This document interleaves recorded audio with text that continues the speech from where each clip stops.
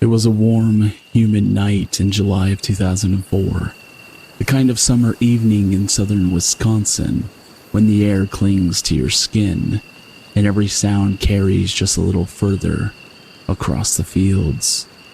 A group of friends were out for a drive in Rock County, looking for a place to hang out, somewhere secluded, quiet, and away from the noise and pressure of everyday life.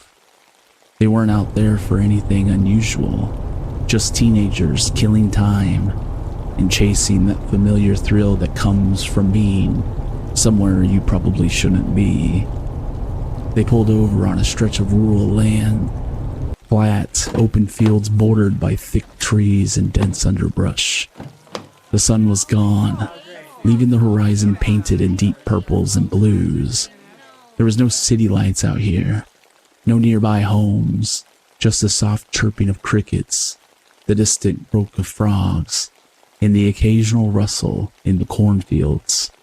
At first, it felt peaceful, but then the silence changed. What started as subtle snaps, twigs, or maybe dry branches cracking underfoot, quickly became unmistakable. Loud, deliberate breaking sounds echoed from within the tree line. They weren't close yet, but they weren't far either. Something was moving through the woods. Something big. The four of them paused. Their chatter faded, and all at once they realized they were no longer alone out there. Each sound grew louder, closer, as if something was smashing its way through the brush. Not like a deer trying to get away, but like something heavy that didn't care what it stepped on. Branches cracked like bones. Whatever it was heading towards them. The group stood frozen, straining their eyes at the darkness just beyond the trees. And then it stepped into view. 7 to 8 feet tall, upright, covered in fur. The creature was massive, towering over any human they'd ever seen, its outline cast in the dim ambient light. It wasn't running, it didn't charge, it didn't growl.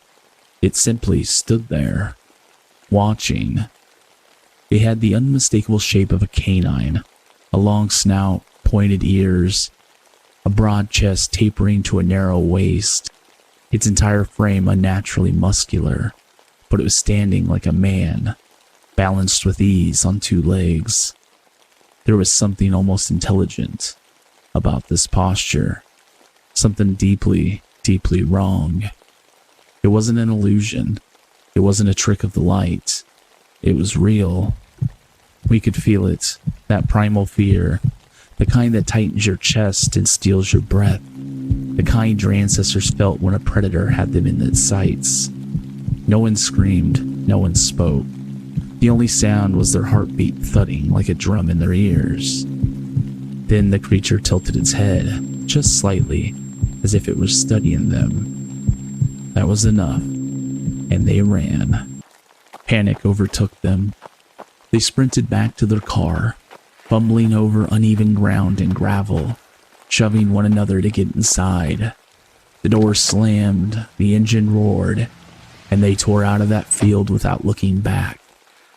And even though it didn't chase them, it didn't have to. It had already done what it wanted to do.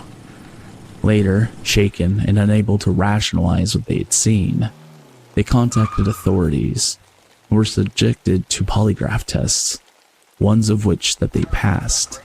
Their story never wavered, their fear never faded. What they saw that night matched decades of sightings reported across Wisconsin, especially in the area around Elkhorn and Bray Road, where a similarly described creature has been witnessed multiple times since the late 1980s. Local researcher Linda Godfrey, who investigated dozens of these reports, called it the Beast of Bray Road, an upright, dog-like creature, often spotted near roadsides and fields, usually watching, rarely attacking, but always real to those who see it. Skeptics try to explain it away. A bear, a misidentified wolf, maybe even a prank. But here's the thing.